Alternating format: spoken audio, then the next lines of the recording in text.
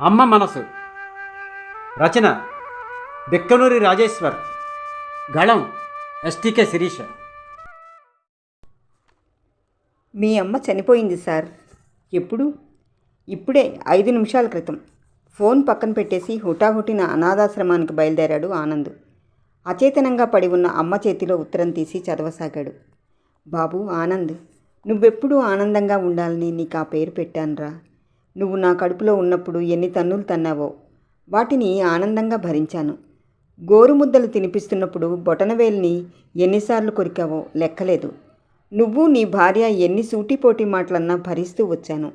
Road ప్రమాదంలో మీ నాన్న చనిపోయిన నెల రోజులకే బలవంతంగా నన్ను అనాథాశ్రమంలో చేర్పించారు. నా రాత ఎలా ఉంటే అలా జరుగుతుందని సరిపెట్టుకున్నాను.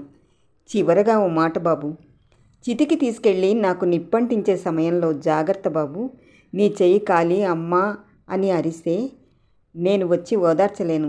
జాగ్రత్త. జాగ్రత్తగా నిప్పంటించే. చేతిలోని ఉత్తరం జారిపడగా వెక్కి వెక్కి ఏడవసాగాడు ఆనంద్.